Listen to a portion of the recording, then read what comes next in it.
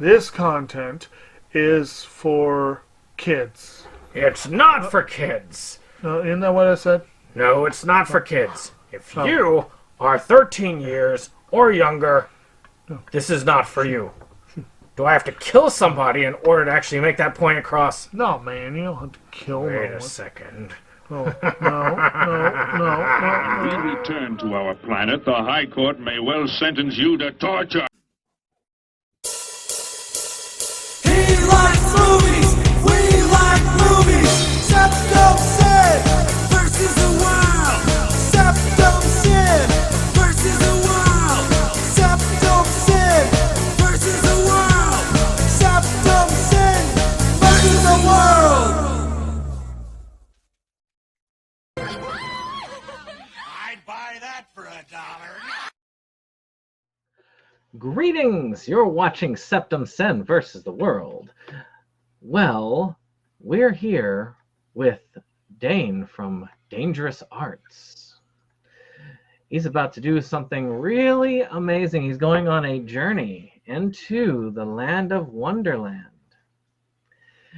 And it was August in Wonderland, I believe. That's right. It was going to be April in Wonderland, but I had to push it back just due to scheduling conflicts and trying to accommodate people. But it's coming out in less than a month, so everyone stay tuned. If I helped contribute to some of this, and so I'm hoping that it in multiple ways. Oh, without you, it wouldn't have been possible. And I think, just to let you know, a little spoiler alert is I thank you in the credits of every episode. So, we very much appreciate. I still have part of my prop here with the little price tag there. I see that. Very good. But I had a rather decent sized Alice in Wonderland collection, and part of this was I thought I would do an Alice in Wonderland collection video because I used to see an adaptation and go, okay, I'm getting that, and it's not a huge one. It's probably about the same size as my Amityville collection. Totally the same thing. But I wanted to get in and just show off some of these pieces, and I thought you could comment a little bit on them and tell me what you think. For sure. Well, just before we start, boys and girls, this is a book. It's like the internet, but with words on the printed page. And this is a book called Alice in Wonderland, and my particular edition has both Alice's Adventures in Wonderland and Through the Looking Glass included. But it is a book that was written in 1865 and 1871 for the sequel, if I remember correctly. It has spawned numerous adaptations on the big screen, the small screen, the stage, comic books, every which thing, video games. And it is a testament to English literature, fantasy literature, and children's literature. So pay attention.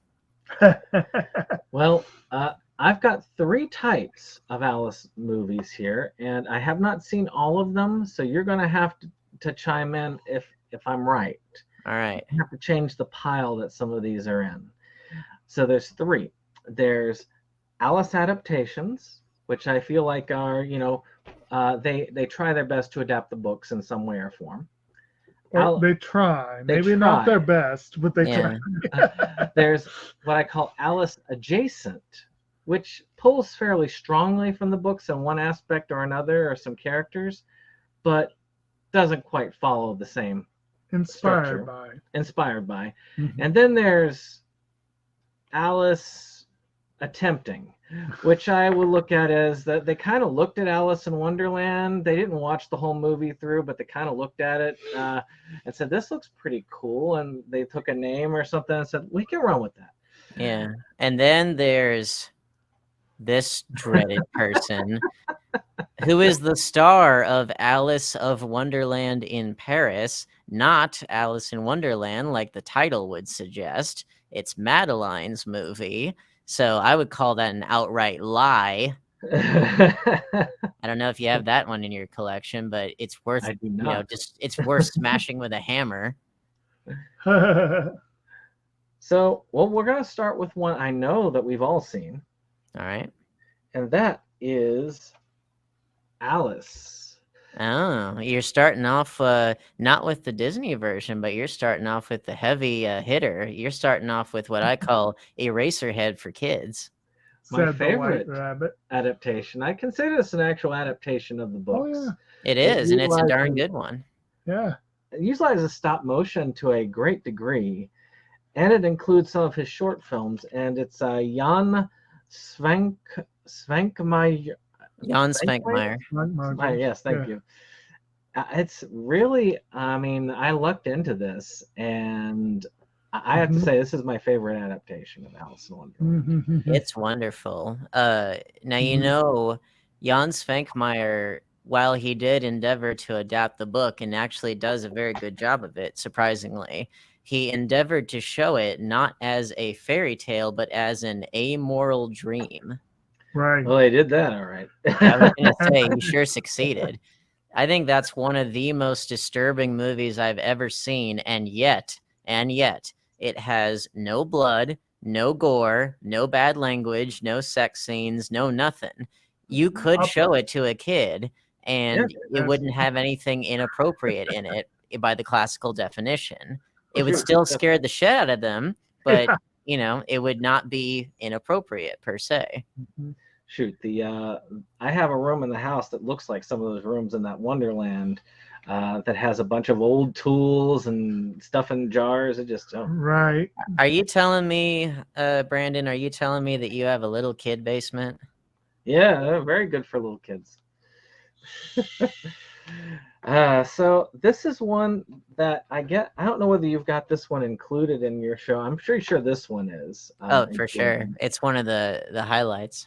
But this is one that's very old. And I know last time with Oztober, which was really good. If you haven't, you should warm your appetite and do the playlist and just hit all of the Oztober stuff in one go. 31 days, 31 Wizard of Oz adaptations that I looked at in October of last year. But you started it with some silent films and some early stuff.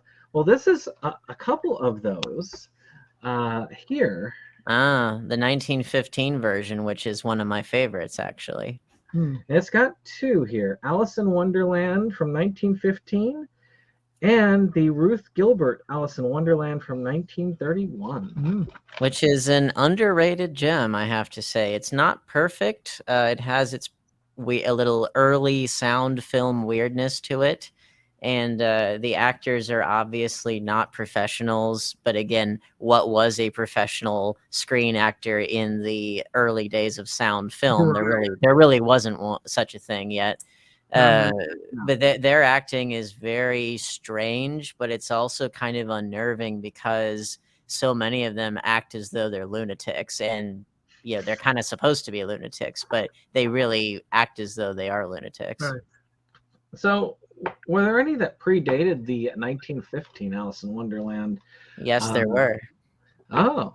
There was one from 1903, and then there was another one from 1910, and I believe that there might have been some others that are now lost. Didn't Amelia do one or one of those? Could have. Well, it was Edison did the 1910 version. The 1903 one was from Britain. And that's the thing, is there's a lot of these that are kind of lost media, so it's kind of cool to get them when you can just have a physical copy, because you never know when they'll disappear. Do you have that big ass Edison collection? I do have one Edison collection, but I don't know if it has it on there. I can look real quick. Where is it?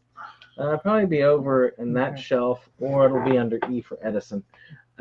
Special guest star coming into frame here.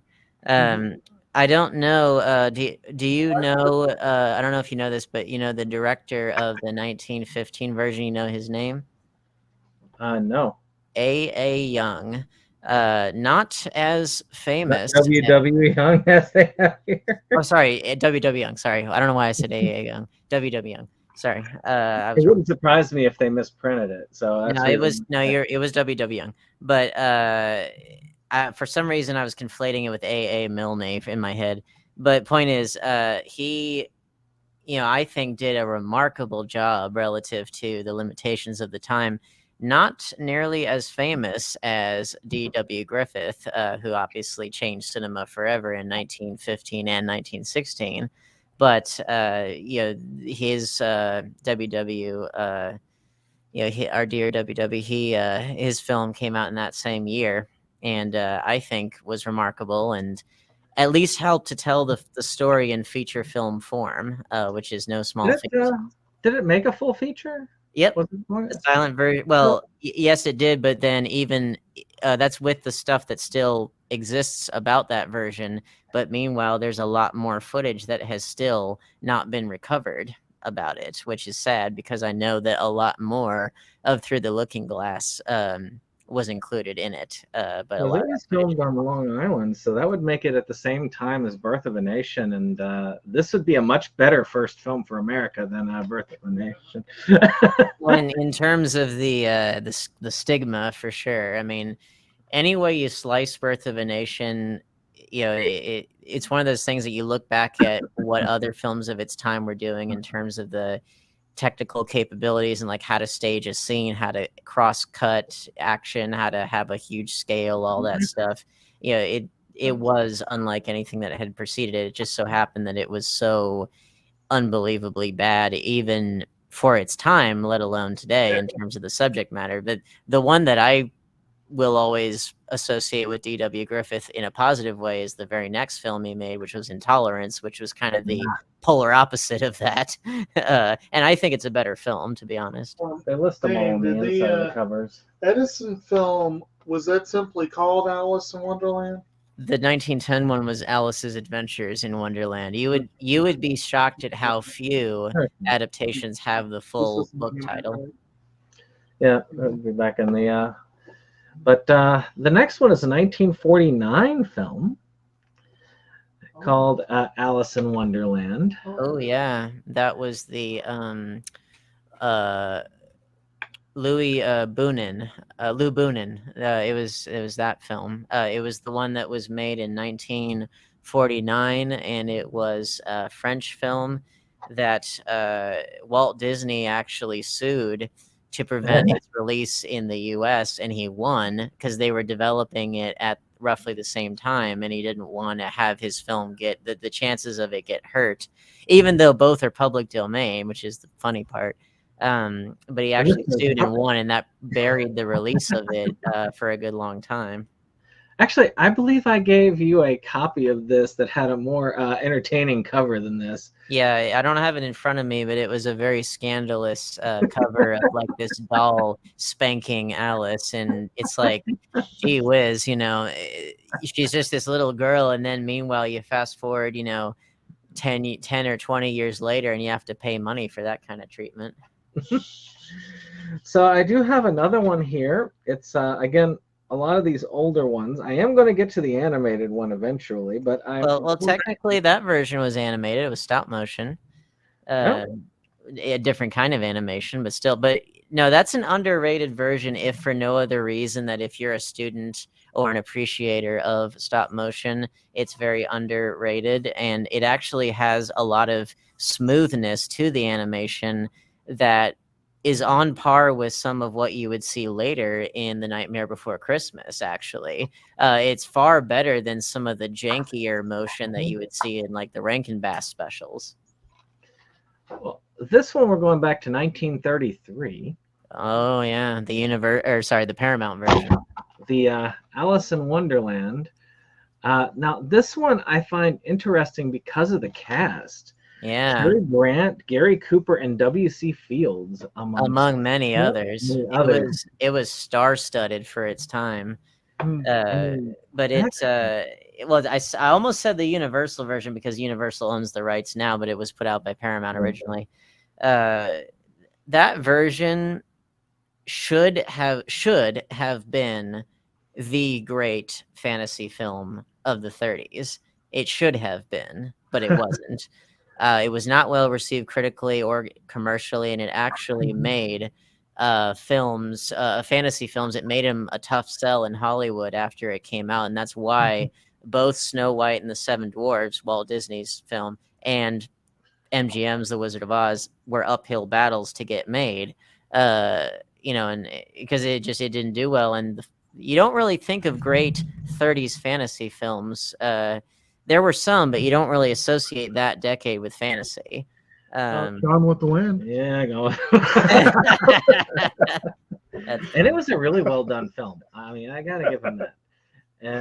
It's not my favorite version by a long shot, mostly because they really play fast and loose with the ordering of events, and not that the ordering of events, because neither book has like a really classical plot in terms of No. plot progression, but they did at least have a build up to where Alice at least builds up to royalty with the Queen of Hearts or like the Red and White Queens at the end of Through the Looking Glass. But like they tell the events way out of sequence and in a way that doesn't really make a lot of sense. And so you're not that it should make a overly amount of sense, but it's just like, why are you hodgepodging these events? Well, I don't know. It didn't work.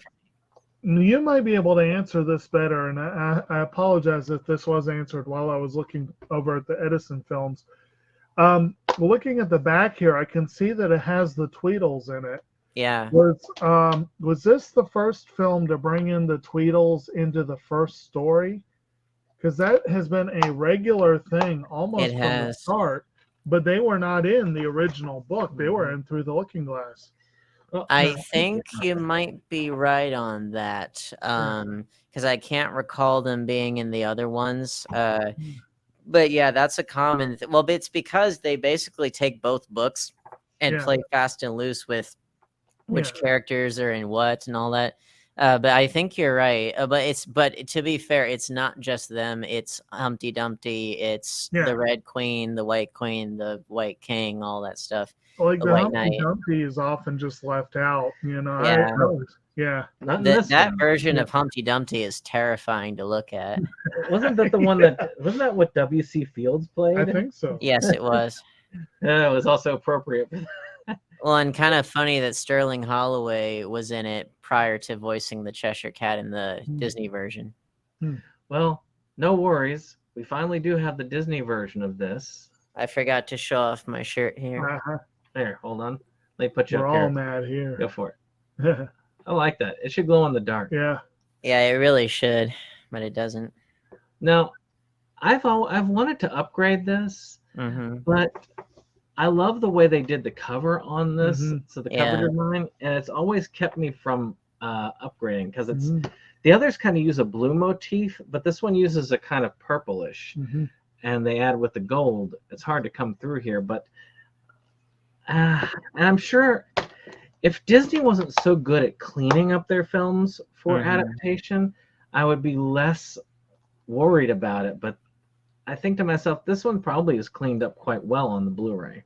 Yeah. Well, and it's a very colorful film to look at. Usually the more colorful the film, the better the restoration appears once it's done. And at the end of the day, it is one of probably the closest Disney has come to filming an acid trip. Well, so funny you say that because that one is my favorite out of all the adaptations. It's not the most faithful, but it's far from the most unfaithful. Right. Right. It achieves a good balance. The way that they did this and they presented it, it is unforgettable. I mean, though not in the same way that this is. Yeah. But the 51 version, it has its own kind of creepy moments too. It does. And I am very pleased with having it. I mean, and it still has some things that are pretty cool. I mean, it's got boatloads of special features. But I'm pretty sure I eventually will upgrade. When I have another Disney Movie Club order, I probably will upgrade because I know they've upgraded this. But there's just something about this edition that just looks cool. Right. Yeah, I know that that. was always one of my favorite Disney films. Me too. I would recommend probably waiting until a 4K comes out because that way you can just go straight to the 4K. But that funny you mentioned the acid trip because that version, celebrated as it is now, did not do well critically or commercially when it came out, and I think part of it was that it was a little too trippy for the early 50s, you know. But then meanwhile the late 60s comes around and everybody embraces it. It definitely came back around as time. Well, and you know, and of course you had that one of the anthems of that time was White Rabbit, which is a great song. It's a great song, and they also used the song in their radio advertisements for the re-releases on college campuses. Speaking of the White Rabbit, I happen to have the real White Rabbit right here. He kind of went a little hip hop on us, as you can see. Got a little so you got the Flava Flav remix of the song then? Is that the yeah, boy. So now I've got one that I don't care as much for. It's ungodly long. Which one is French, and it's from the 80s, I think. Yeah, which one is it? This one. Oh, you know what? I need to switch up. Yeah, you do. There you go. Oh, the 85 version. I don't know why, but this one I get bored by. It's it's 3 hours long. That's part of why. Yeah, it's I mean, it's done okay. So it's the Jean-Renoir cut. It's I mean, like I said, it's not badly done. It's just very long. Well, because it adapts both books. Now the smart thing that they did was part one. It was a mini series, 2 episodes. Yeah. Part 1 is the first book. Part 2 is the second. And you know, it's done pretty decently for the most part. The big beef that I have with it is it's another star-studded one, which can be good and sometimes it's not.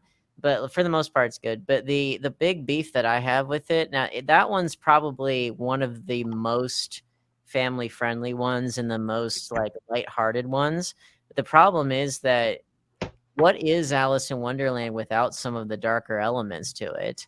You know, again, it's not that it doesn't work, but it's just like it loses a little bit of the impact.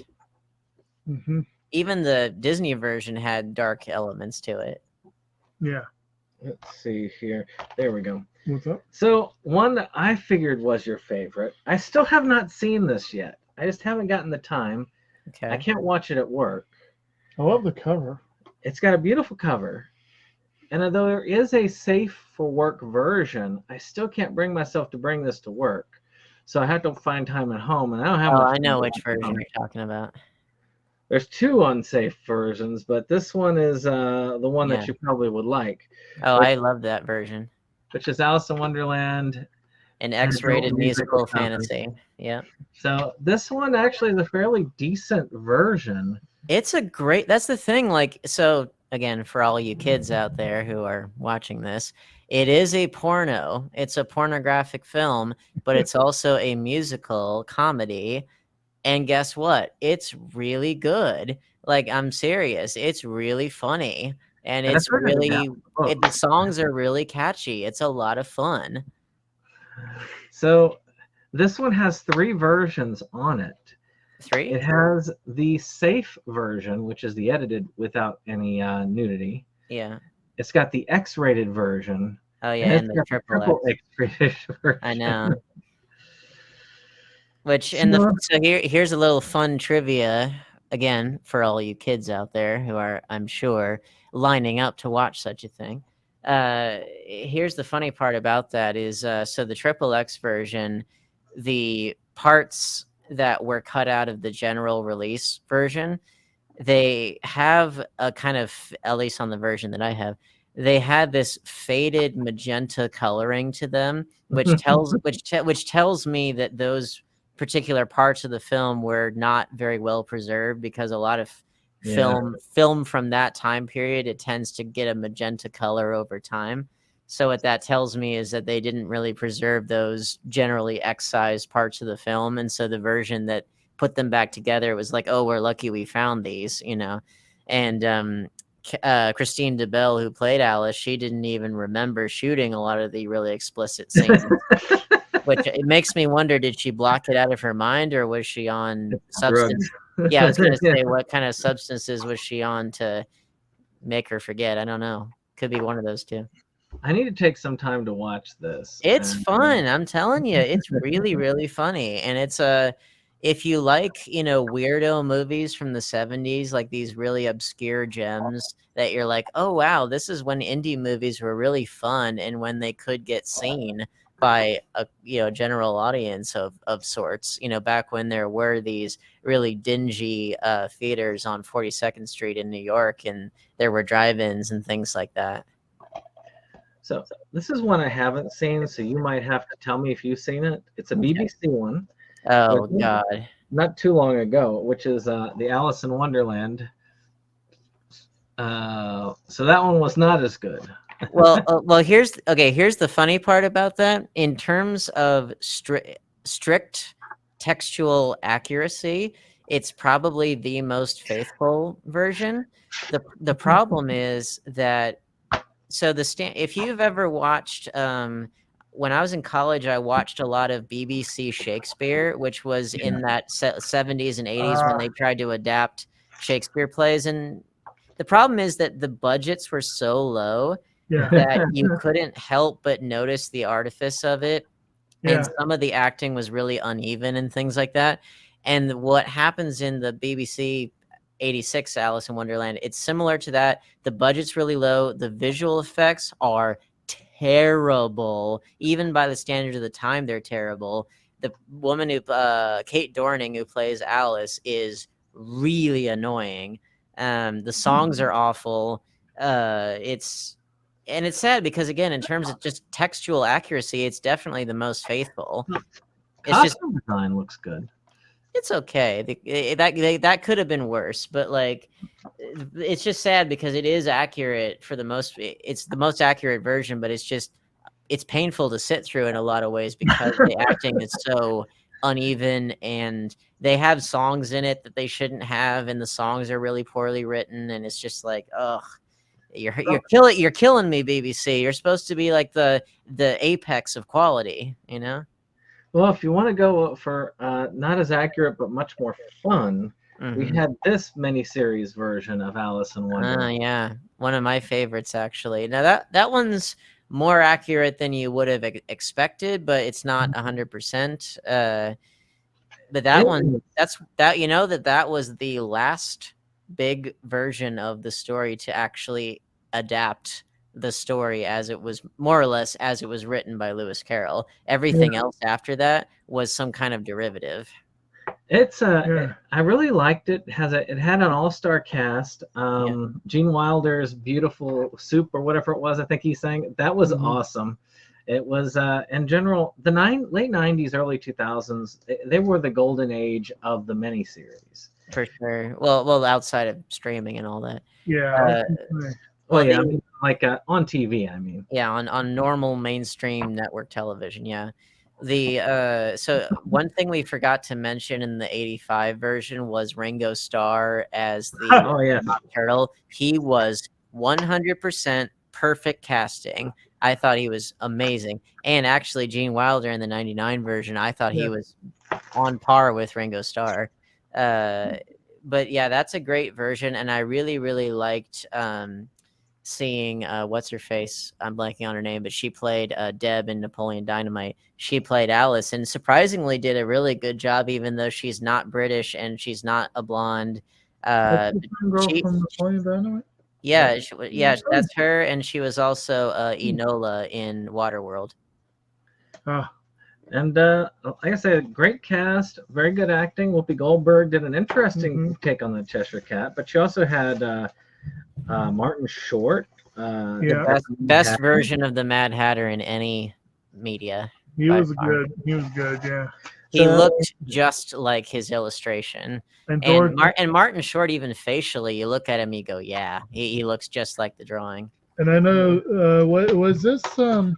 Here, I got the real Cheshire Cat right here. Right. So see, Ben Kingsley was he the caterpillar? Yeah, he was like an army major for some reason. That was a little odd, but it was okay. This looks like Martin Short on the 33 version. Little bit. Oh, and by the way, the 33 version, the Mock Turtle, was Cary Grant. Not one of his proudest moments, I have to say. he was like the sex symbol of his day, and there he is in this dumb mock turtle outfit, and it's I can't remember if he was that or if he dubbed the voice or whatever, but one of Martin Short's prouder recent moments. I'm looking forward to getting back into this, but season 2 is on now of Only Murders in the Building. yeah, I love the first season. That was fun. heard good things about that.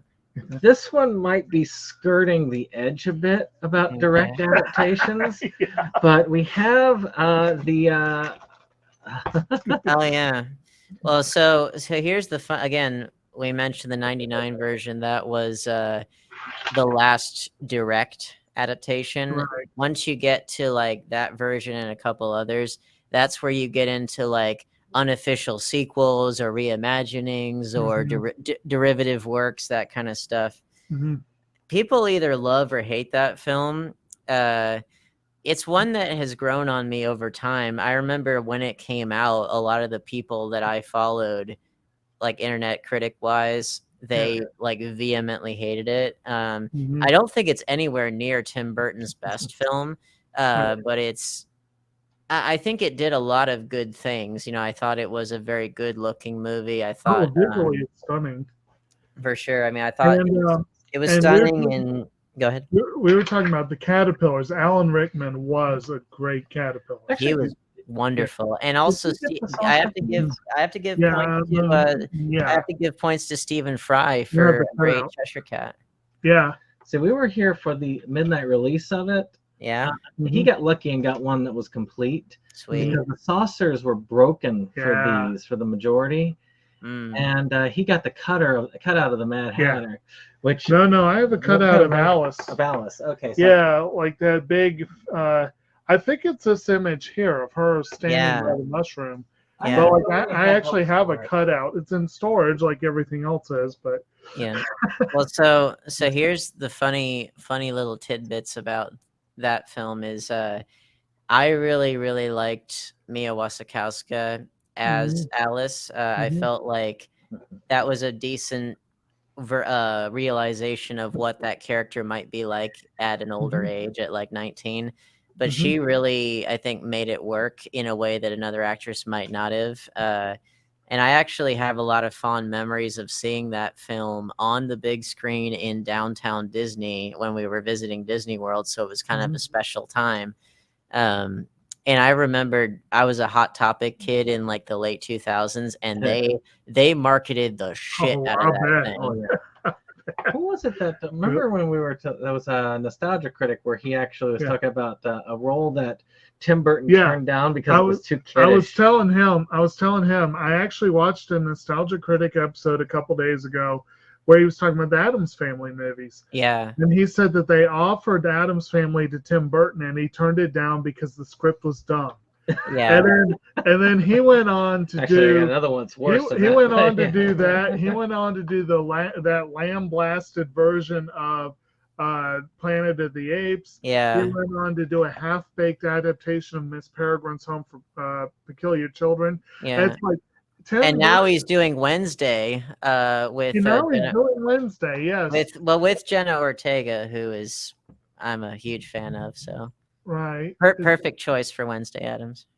The only thing is I don't think she's the same one. There was this sort of unofficial like Adult Wednesday Addams series that was shut down because they were going to put that into production.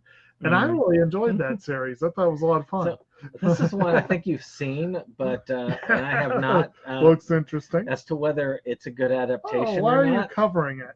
Because I don't want to be demonetized. And that is the Alice in Wonderland. Oh, that Sexuality. That's the other porno version, which you sent it to me. I have not watched it yet because I didn't want to do two porno versions in the same series. I will probably talk about it later. I'll probably talk about it later, but I saw a little bit of it and I was like, this CGI is really bad. I mean, not that I was expecting anything great, but I guess if you ever decide to do this again, you'll have plenty of material. Oh, for sure. Well, that's the Mhm. thing. Like with both Oztober and August in Wonderland, I was just scratching the surface of, Mhm. what all is out there.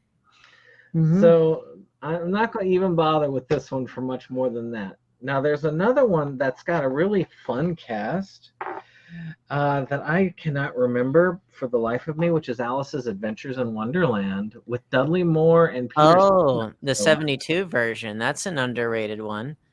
But That one has possibly. God, I'm trying to think if she's my absolute she's possibly my favorite live action Alice, or if not my absolute favorite, then pretty close to it.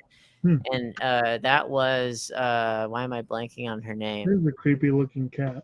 it is a creepy looking cat. I can't close on for you, but I swear that version of the Chester cat looks. Yeah. What's her name? I'm blanking on it. Is that the name there? Fiona Fullerton. Fiona. Was it Fiona? Is that it? Fiona Fullerton is the Yes. first listed on the That's cast. what I thought. Yeah, she was great. I mean, now she's a little bit older than she perhaps should be, but there was something about like she can sing very well, but she also just she makes you get into the spirit of it because she has this very like young at heart depiction of the character. Like she's definitely older, but you still get the sense that she's still kind of innocent and everything. But like I don't know what it is. She just has this really nice, pleasant way about her. So we're going to end with two versions of Alice Through the Looking Glass. And well, these are the more or less faithful versions you're talking about. Yes. And then we're going to go into the other, into Alice adjacent territory. Okay. The first we have the BBC version of Through the Looking Glass. Yep. Which I like the costume design. It looks entertaining, but with the chess pieces and so on. But I'm not sure whether it would be all that great. That one I actually did not get to. I got to other ones, like I got to the 87 animated version. I did the USSR version from 81. Yeah, I didn't actually get to that one. There was one from 1966 that I didn't do either.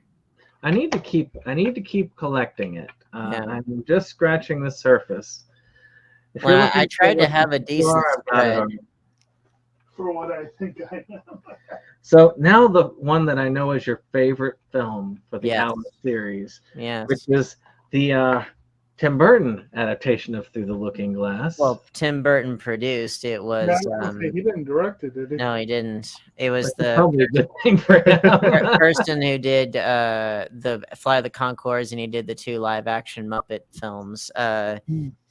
Oh, this movie. It's funny because, again, I didn't share the venomous hate that a lot of people did for the Tim Burton version, and yet I have not heard people be filled with rage about Through the Looking Glass in the same way that I was. I think we were already thoroughly deflated by the other one. I guess so, but it's just like, you thought the Tim Burton one was bad or unfaithful. It's like, you ain't seen nothing yet.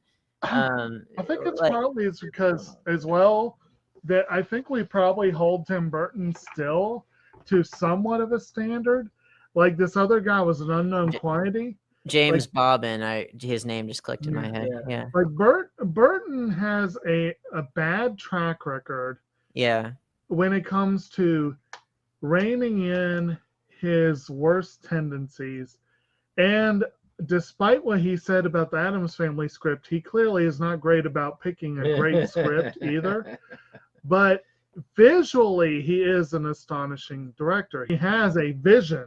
Yeah. And it's usually pretty fun to watch, even if the movie's a train wreck. Yeah. Well, his movies have had good scripts. But sometimes they haven't. One of the worst offenders being Planet of the Apes. But like he's one of those directors who puts the visuals ahead, and if he happens to get a good script, then great. If he doesn't, then whatever. He's not gonna not do it just for that reason. But yeah, through the Alice Through the Looking Glass, the 2016 one.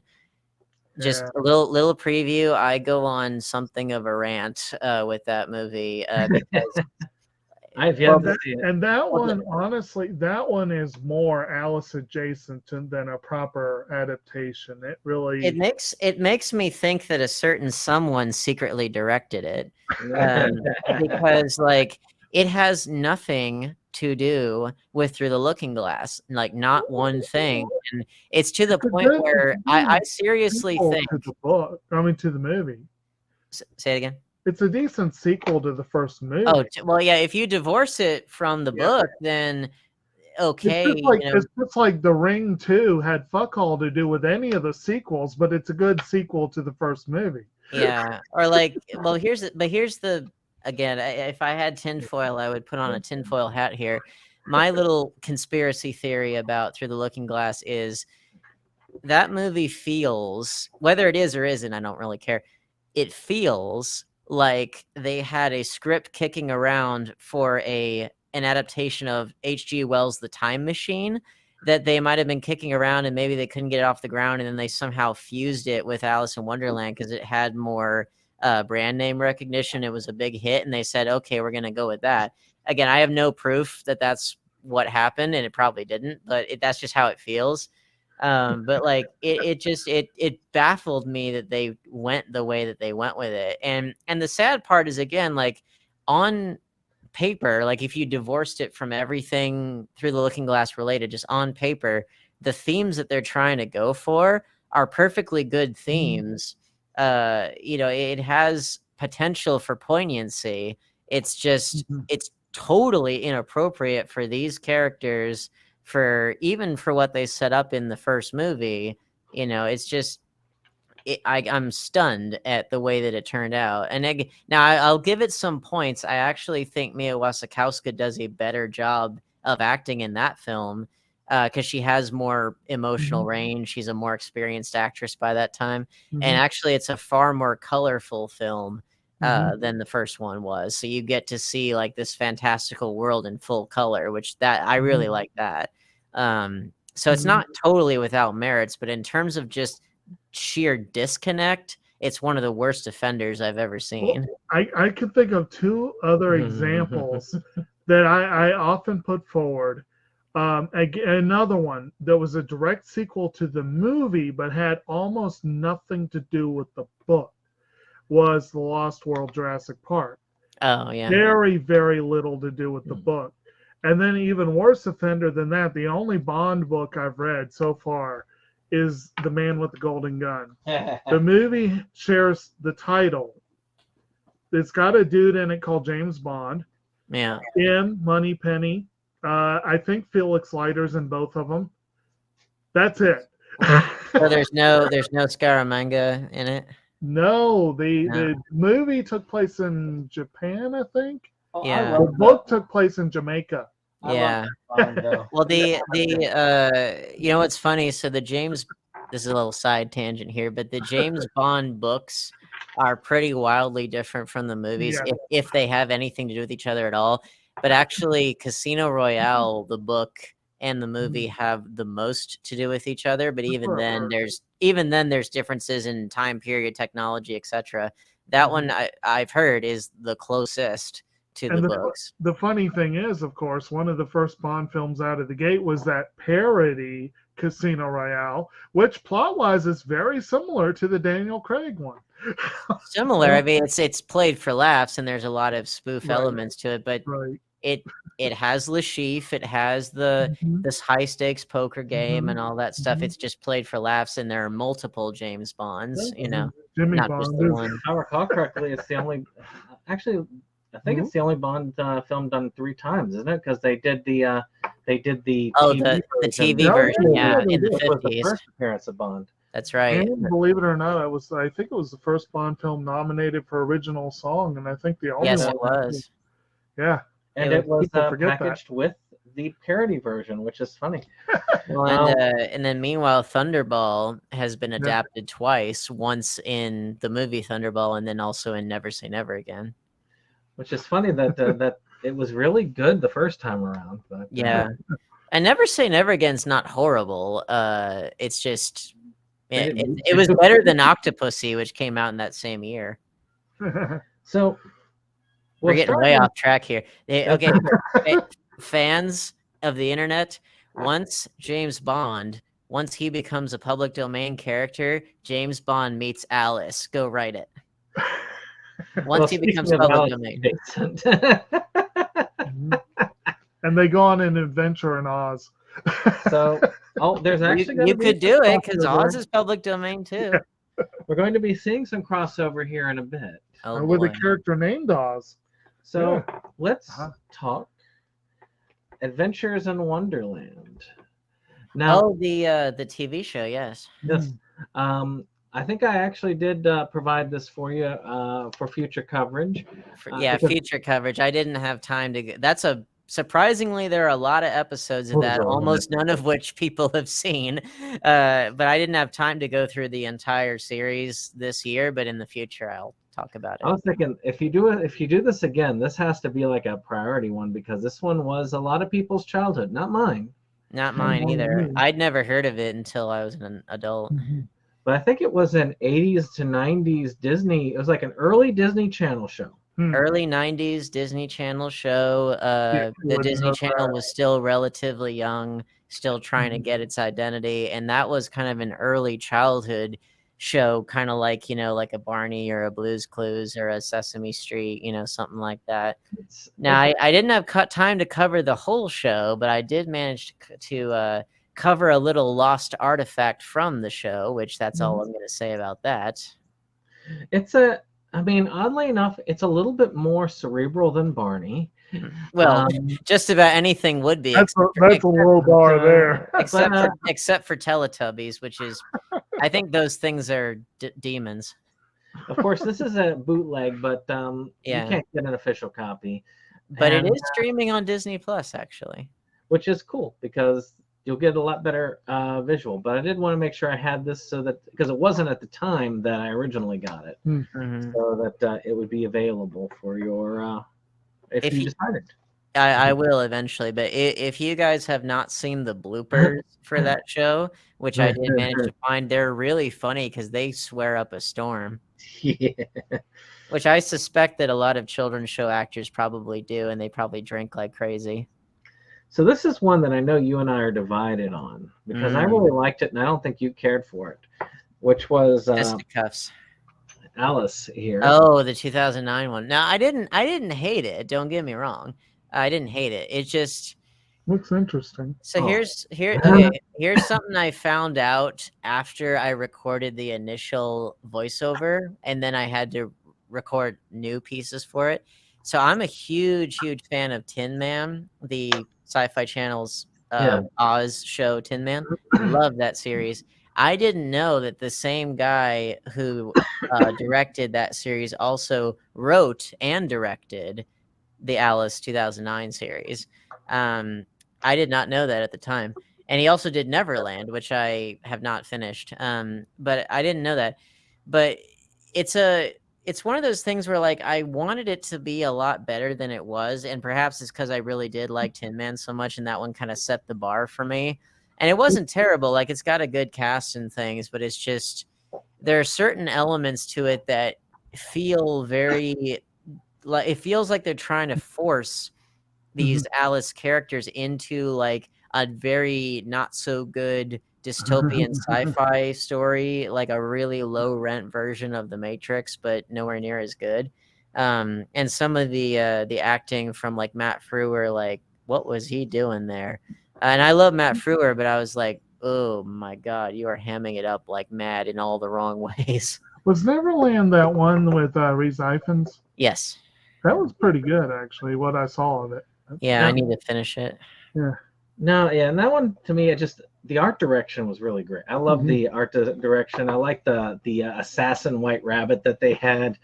Oh, that was the March Hare who was the assassin. That was really good. Yeah, it was okay, but again, some of the effects, some of them could be quite good for TV standards of the time, and then some of them were really not so good. And again, on both the high and the low end of the spectrum, still wasn't as good as Tin Man. You know, it just and the storytelling wasn't as good. But and I'm making Tin Man sound like it was this paragon of storytelling, and it wasn't necessarily. But relative to other Oz stuff, it was pretty darn good. So we're going to take a brief dip to video games. Video games. And this one is Alice the Madness Returns. Yeah. Also, it was this edition. I got it also because it had a pass that you could get Alice the first one. American McGee's Alice. Yeah. Which, by the way, is an extremely hard game. Yeah, I mentioned it briefly, but I didn't cover it because I felt like I needed to play the full thing for myself, and I don't have a system that supports it. You know, it'd be a whole, and I gotta.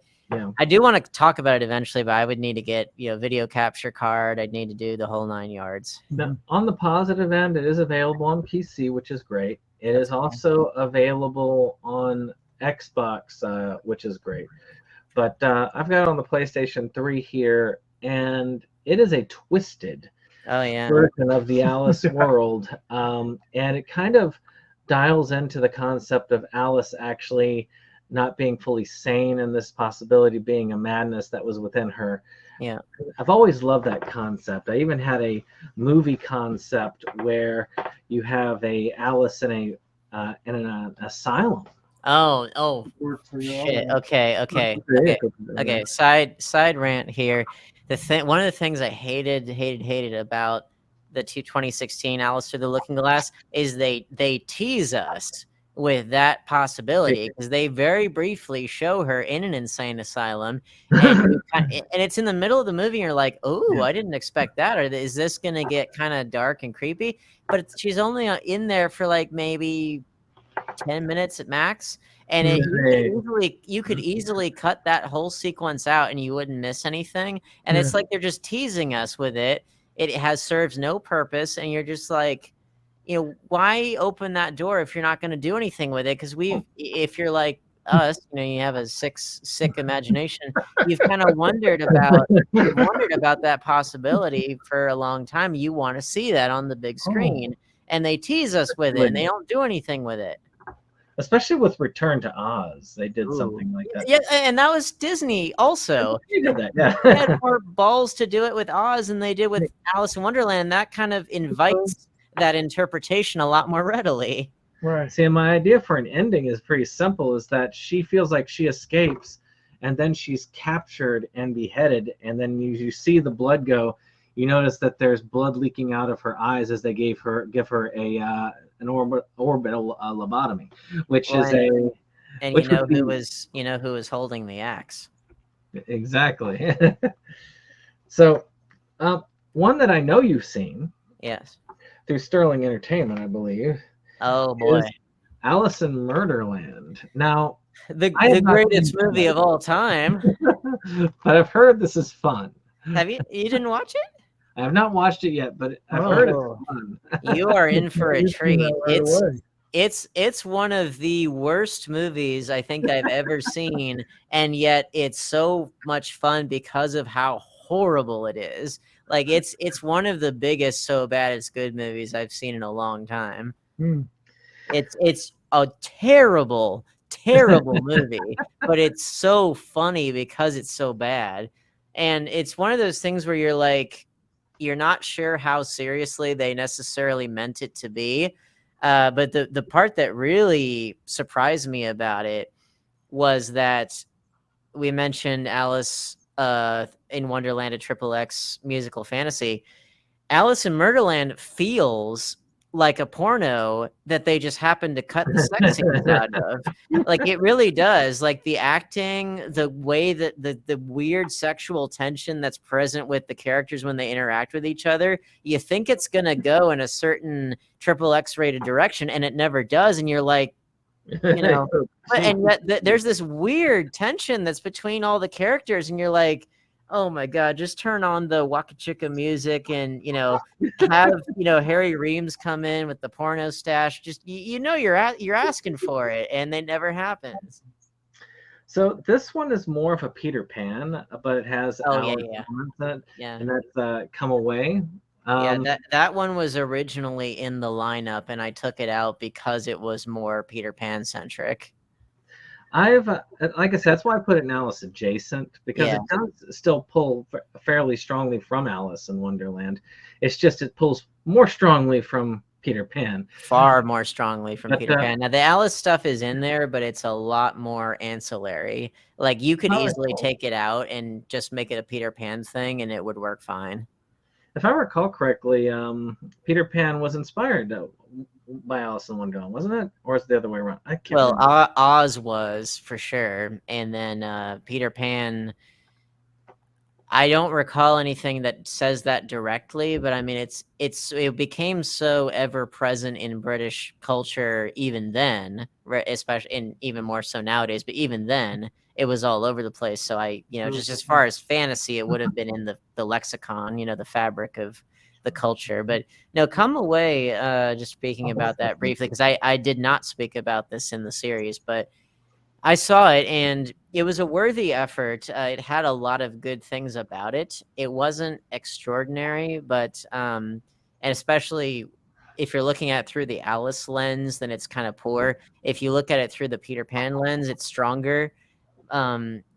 It was a worthy effort. I think it could have been better, but I think it had a lot of really admirable things about it, and it should be seen and appreciated by more people than it did, because it came out in 2020 when nothing was coming out pretty much, and nobody was, there's no chance it would have had to be in a theater of any sort, and that kind of stuff. It has a lot of really good things about it, and I liked what it was going for. I just think execution wise it could have been a little better, but it could have been a lot worse too. So this one is one that I got sent as an extra, and I really liked it. And it's called Franklin and Blunderland. Oh, yeah. You sent that to me. I haven't watched it yet because I had bigger fish to fry. It's one I recommend. If you do the second time around, you should definitely put this in as an Alice adjacent. Yeah. I'm going to create a better cover for it. But this one's a fun one. I don't remember fully what it was about, other than I had the time of my life watching it. And quite the title, I have to say. So it is, and it is definitely Alice in Wonderland adjacent, believe it or not. So it is that looks more like an album cover from like the early 90s, like an early 90s, like almost like a Lost to Prodigy album cover, He's kind of wearing the Alice dress. He's on the I see that. Now that the disc cover looks a little bit like Aphex Twin. But it was a very fun film. Also Sterling. But not quite Alice in Murderland. It sounds like. You gotta watch that, man. It's so awful that it's wonderful. So this one, speaking of so awful, it's one now. I don't know about awful, but it is an early Terry Gilliam film. Oh, Jabberwocky. Now we're a little divided on this because I really love that film. I was bored to tears by it. Are you kidding? I love that movie. But I did have some things I did like about it. I liked the fact that it was so dark because it was a reflection of the Middle Ages. Yeah. And Terry Gilliam's sense of humor is really dark. And I liked that I did like how they did the jousting thing, and it got so bloody that they decided to make the knights play hide and seek. I know. And they're running around in the background with their armor. Well, so for historical context, Jabberwocky came out kind of so the Monty Python's Flying Circus had ended. Monty Python the Holy Grail had just come out in 1975. This was Terry Gilliam's attempt to kind of break away from Python and do some, not like forever and ever, but to do something on his own. And yet he involved Michael Palin as the star. So it was to the point where a lot of U.S. posters erroneously called it Monty Python's Jabberwocky, which really pissed Terry Gilliam off. Not bad. Not Monty Python at all. No, but I say that because that film, I think, kind of links his Monty Python years with some of his later works, like a Brazil or a Time Bandits or 12 Monkeys or Fear and Loathing in Las Vegas. You can see it as the bridge. But what does have elements of both in it. What I like about that film is that it was kind of a difficult task because the actual Jabberwocky poem that is in Through the Looking Glass, you can read it in like less than a minute. So Yeah. it's really, really short. So they had to take that teeny little thing and stretch it out into a feature film length. So they have to invent a lot. But what they invent, I thought was really not only really wickedly funny, but it was also a great satire of, well, the Middle Ages, but also modern dystopias of like government and industry and religion and that kind of stuff. And I really loved how everybody shits on the main character, and he even doesn't really like, he kind of gets what he wants at the end, but not really. It's like, because Terry Gilliam really likes that kind of long-suffering hero. Yeah. He really loves that. But I don't know. I found it really funny, and I absolutely love the actual Jabberwocky itself when you see it at the very end. Like, that is really impressive. Like, that's up there with some of the best of the Godzilla films in terms of creature They did a effects. good job with the. Again, there were definite parts I liked about it, but definitely my least favorite Terry Gilliam film. Mm-hmm. I could have almost put Tideland up here, but not quite there. I debated Tideland. Yeah. I debated the Del Toro trilogy, Mm-hmm. especially Pan's Labyrinth. Yeah, Pan's Labyrinth would definitely be a potential. That's more like inspired by. I wouldn't call that an adaptation. Yeah. But we're still at the adjacent, so I'll go ahead to hit King of Hearts, which a nice 66 film about an individual who stumbles upon a place where the asylum, I believe, the inmates were running the asylum, essentially, and it is Alice adjacent. Definitely, I've tried to adapt some factors. It's been a long time since I've watched it. You watched it more recently than I did. I don't know about that. It's been a long time. I never even heard of that one. It was one of my dad's favorites, and he showed it to me years ago. I have a copy. I just haven't watched it. I just recently got this, but my mother got a copy, then tossed it after showing it to me. I got that on the sale recently from Kino. For next to nothing. So I was like, yeah, I can do that. Okay. Well, if you're talking about Alice adjacent, depending on how loose with your definition you want to get, and speaking of Terry Gilliam, the funny part is that it's not an adaptation, but surprisingly, Fear and Loathing in Las Vegas has a lot of Alice-like elements to it, including the song White Rabbit. And it's very surreal and that kind of stuff, but that's very, very, very loose. Yeah, I would say Gilliam in general has shown that influence again and again. Like the whole inmates running the asylum idea also plays the movie he spent 30 years trying to make. Oh, The Man Who Killed Don Quixote. That definitely is a big theme in that movie. Yeah, and it was okay. I wasn't liked like a it. huge. It wasn't worth the amount of time that they spent. I thought what's his face? Adam Driver. No, the other guy. I know who you're talking. The guy who actually is Don Quixote. Yeah, why am I drawing a blank? I'll look it up really fast. But I thought he was really terrible in The Brothers Grimm, but I thought he did a brilliant job in The Man Who Killed Don Quixote. It's weird. That was Jonathan Pryce, and he's been in some other Terry Gilliam things. Yes. So one that I really liked, which is a modern twist. I really wish that they had a better soundtrack on it, but I'm hoping that they will remaster this on Blu-ray sometime. Is Malice in Wonderland? Oh yeah, that's an underrated one. It only has like a 10% on Rotten Tomatoes, but it's only out of like maybe 10 people who saw it. So it's very skewed, but I thought that was quite good. It reminded me of like if you somehow merged a David Lynch movie with a Guy Ritchie movie. It was really good. I enjoyed it. It was a fun romp and very fast-paced. I was impressed with what's her name? Blanking. I was really impressed with she played Shannon on Lost. I thought she was really, really good in the lead role, and she reminded me a lot of like Naomi Watts or Laura Dern in some of those David Lynch films, like Inland Empire or Blue Velvet or Mulholland Drive. Her performance was very similar to that. Why am I? What's her name? But this one, her name is I'm blanking. Magnet Releasing. No. Didn't they What have a her name. name on the front cover? I thought they did. Let's see here. Maggie Grace. Yes, Yeah. that's it.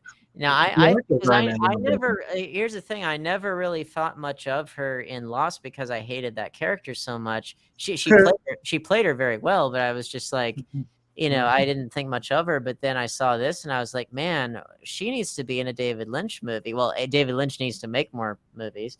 Yeah. She needs to be in a David Lynch film because she would get it. She would get his style. Mm-hmm. This one came close to that style, definitely. And like I said, I love the art. I love the sets. Yeah. Well, I like that it was like that. Like I said, Guy Ritchie, it was like that fast moving, fast talking British crime element, but it was also surreal like a David Lynch film. Okay, before he goes off into really weird shit territory, Oh boy. Oh boy. I'm going to do a quick mention here of, speaking of characters, this is obviously a franchise that's its own thing. Oh, yeah. But of course, Batman has one of our great Alice in Wonderland tie-ins. Well, yeah, it's got the Service character, Cat. the villain, the Mad Hatter. Yes, the villain Hatter, which we do have a black and white illustration for the few people who probably won't be able to visualize. Name his real name. Jervis Tetch. That's correct. The middle guy there. There he is. Yeah. And then, of course, season 3 of Gotham featured Tetch in a leading role, which was a very different take on the character. And Alice, a character named Alice, was a feature in that, which was very different from the comics. But that's an interesting Alice adjacent. Yeah. This was much more Alice faithful. Like that version of the Hatter. Yeah, well, his Jervis Tetch, as presented in that series, really, really good. But he had a lot in common with the character as written by Lewis Carroll, but also he had a surprising amount in common with Lewis Carroll himself, which is pretty cool. And they play that up for all that it's worth. And I think he was pretty creepy, but also that's a villain that outside of that show that hasn't really been done. They haven't really done a whole lot with him, and they really should because he's a very underrated Batman villain. It made him very sympathetic. It gave him a backstory that made you kind of root for him. Yeah. Gotham was much closer to his New 52 presentation, where he is dark and twisted and creepy. Yeah. Well, I like both. I like him when they're together, when you can have a dark, twisted person who also is sympathetic. Because it doesn't have to be just one or the other. But which a little side rant here, because I saw the Matt Reeves, the Batman, and I was not really as blown away as a lot of people were. Like I liked it, but I didn't think it was all that. And one of the reasons was, now I liked their version of the Riddler fine, but like that was probably the best thing about it. But I kept saying to myself, why are we still going back to these same villains over and over again when we could be like, I'm waiting for like it's practically the Gotham season 1 cast, except that they left out Fish Mooney. Yeah. And Maroni's already gone in the film.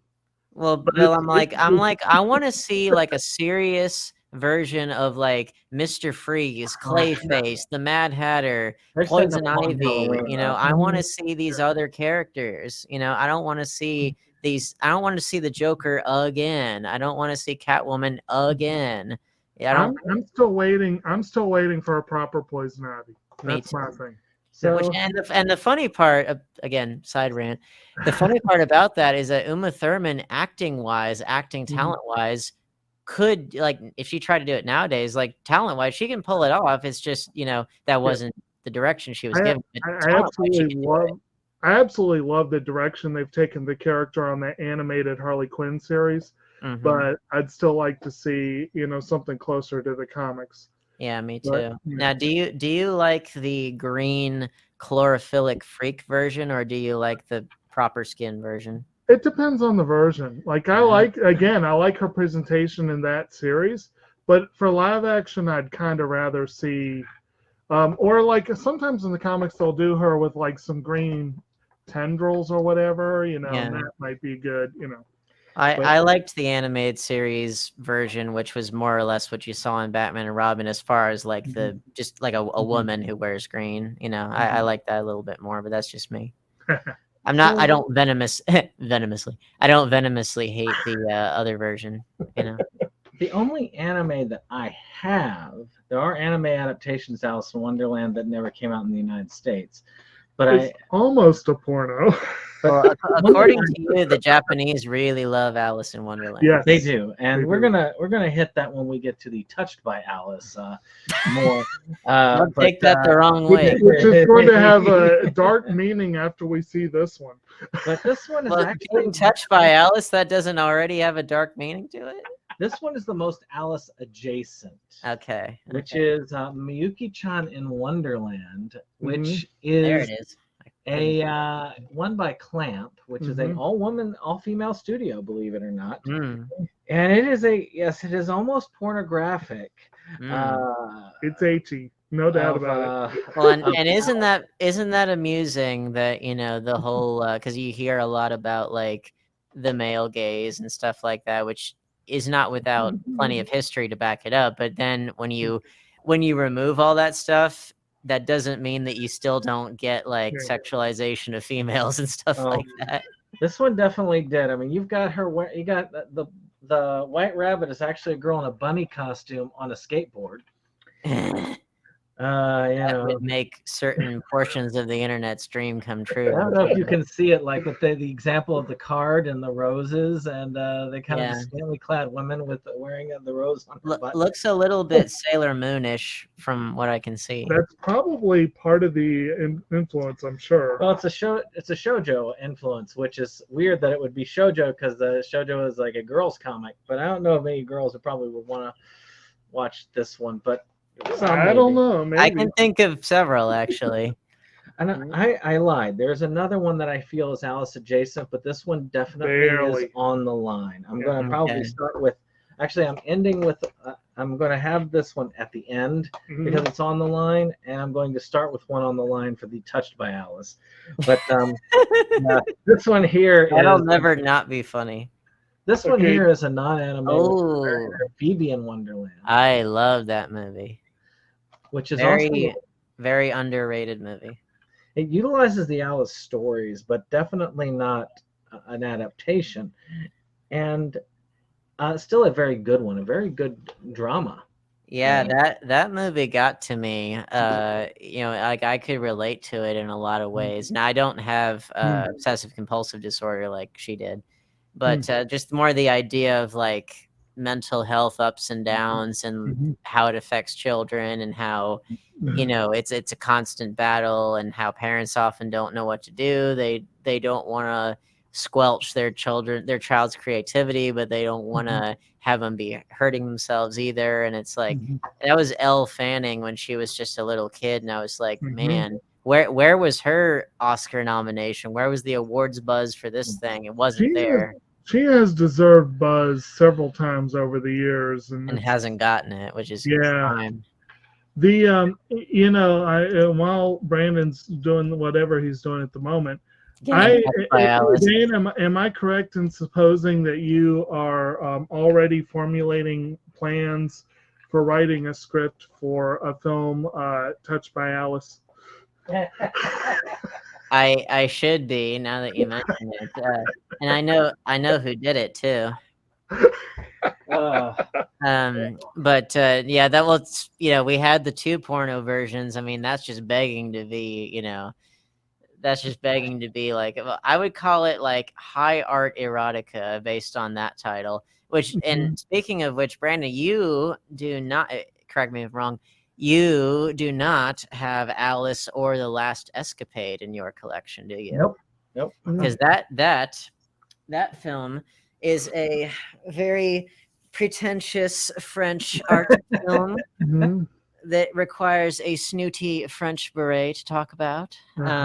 It is an art house film, but it also has boobies in it, which, as we all know, is what film criticism is all about. I got one of those boobies and feeling smart at the same time.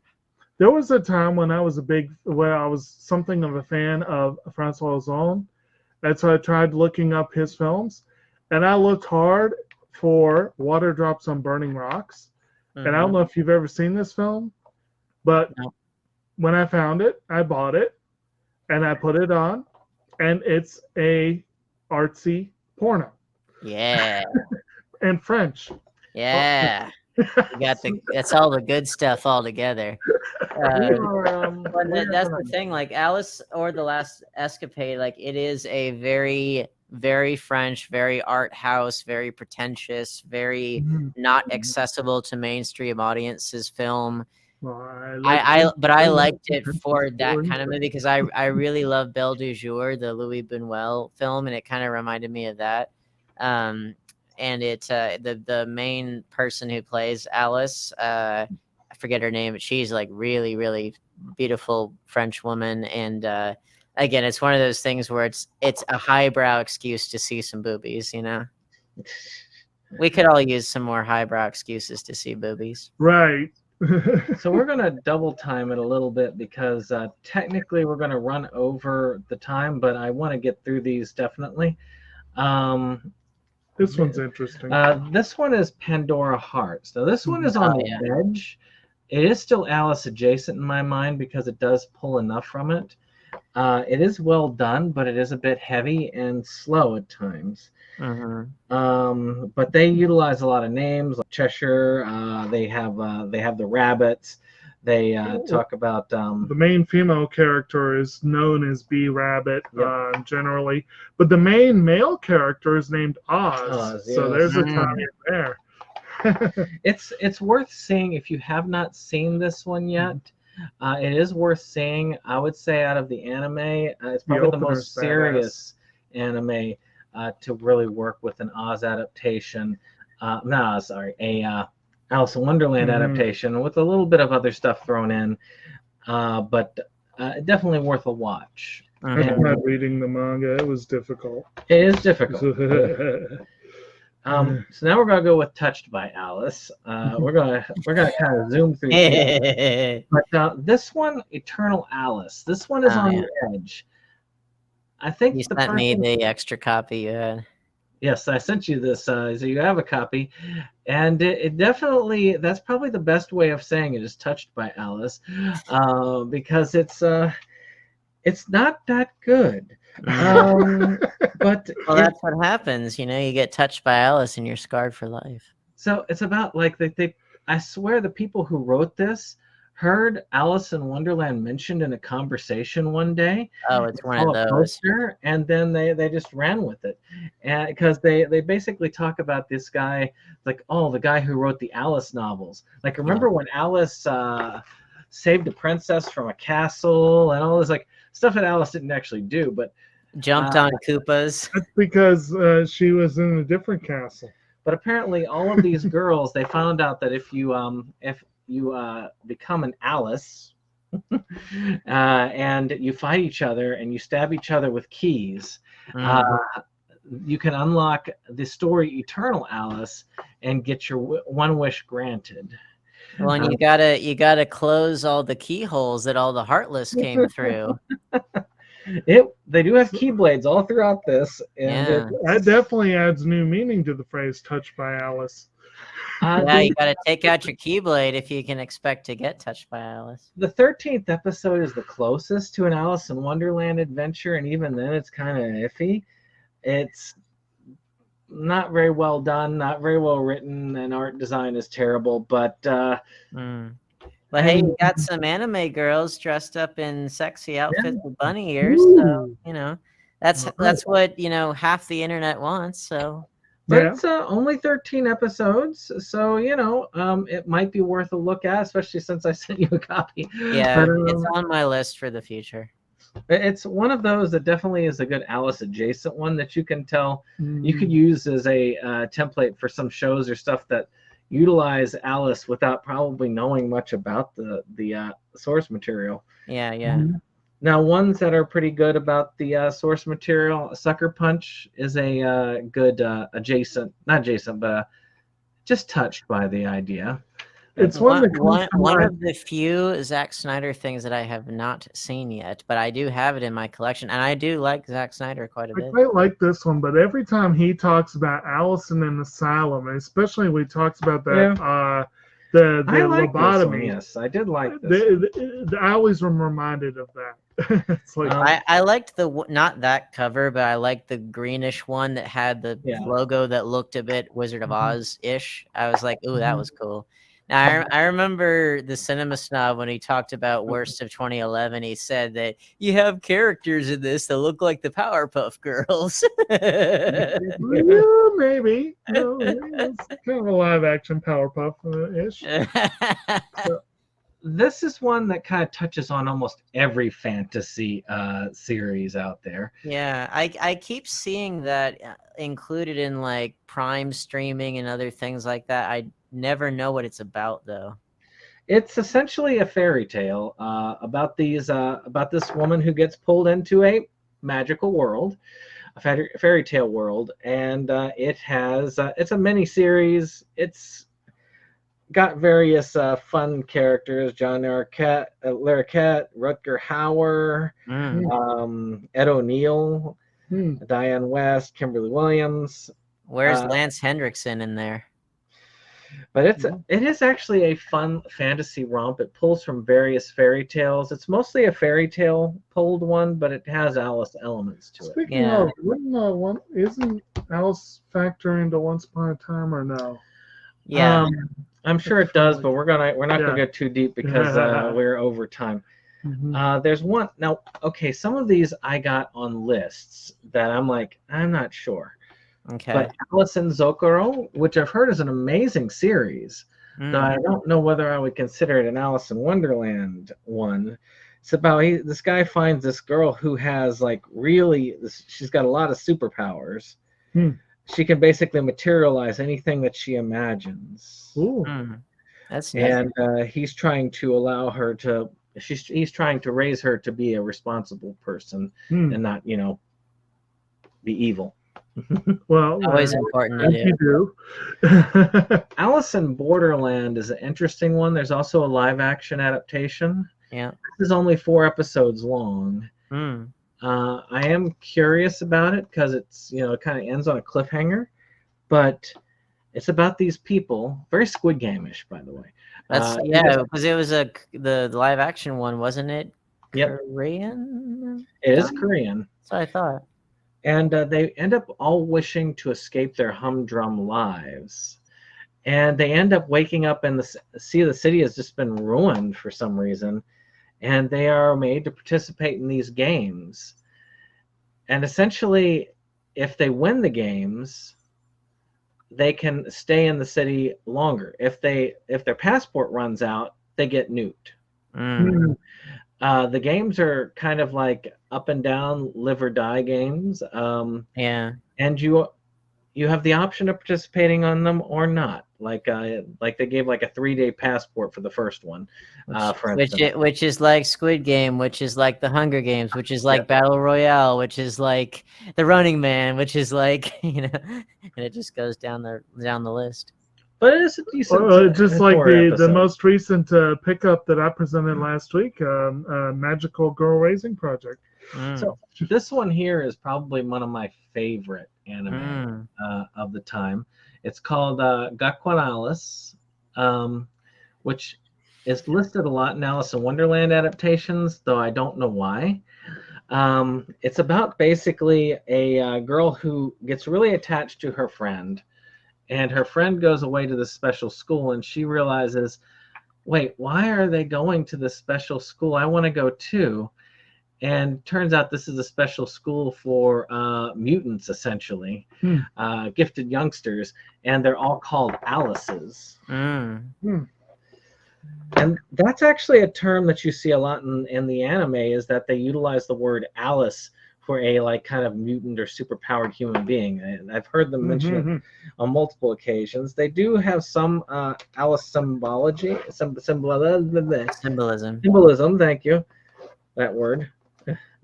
And it is an entertaining series. It is well worth checking out.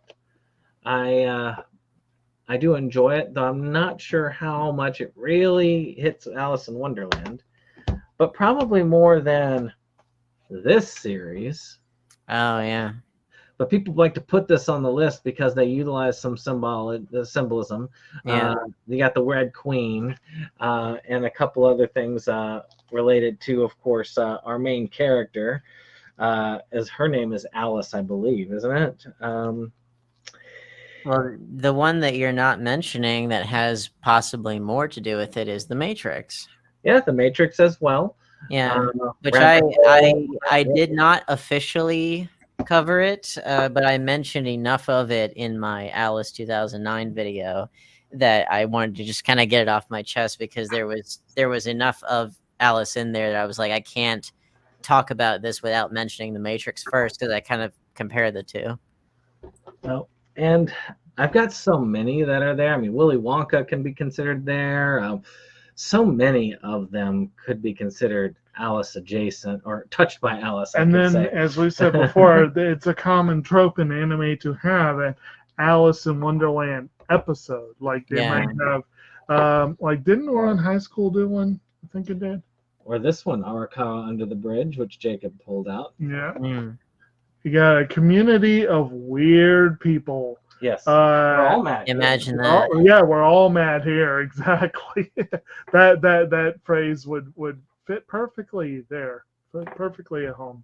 Well, and I think bringing up the rear, you have the Total Lie films with Alice of Wonderland in Paris, which is predominantly about Madeline, but not exclusively. It has like 6 different short stories based on 6 different children's books, and none of them are any good. It's animated horribly, and Alice is barely in it, and she seems to like bow down to Madeline as the superior character, and sorry, she's just not. Bow down. Oh, Bow down to her. She is in France. Well, I know that, yeah, I mean, I know that they love her there, but I mean, it's just, it kind of, that movie sickens me. Like, it was the worst out of all the worst out of the bunch that I watched. Well, with that being said, we could go on for a long time for adaptations. Probably. But I think that as far as the Alice adjacent and the Alice adaptations, I have a decent number, but not nearly enough. So I'm going to keep looking, keep grabbing adaptations, and keep going. But what I want to do here is, in this final bit, give you a chance, Dane, to do one last shout out for your.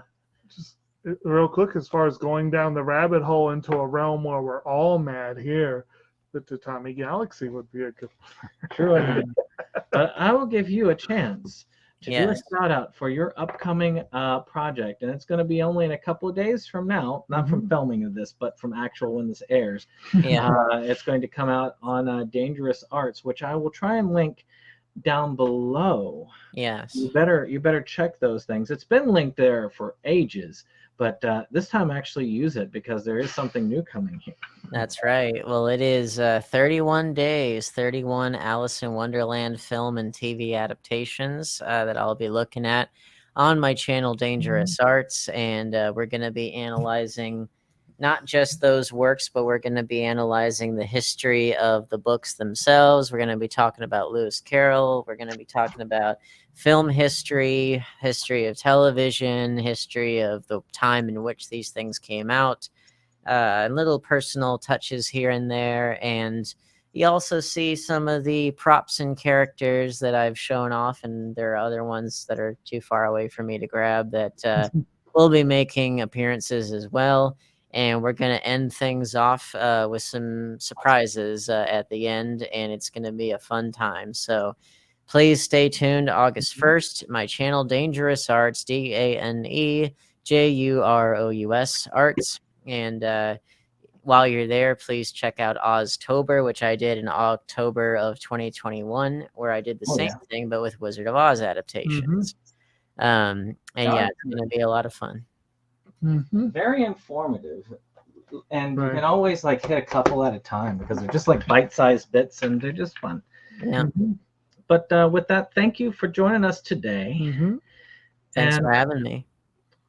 If you like this kind of content, of course, go to Dangerous Arts, but also if you like all of the DVD and Blu-ray collecting madness that we do here on SeptumSin versus the world, yes, you, fair people, subscribe, share, and comment to let us know.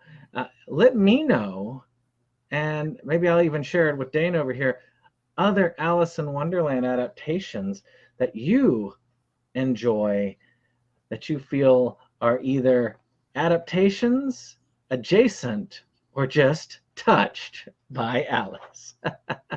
Or that are curiouser and curiouser. Indeed. Yeah. Where going down the rabbit hole has a different meaning. Said the white rabbit.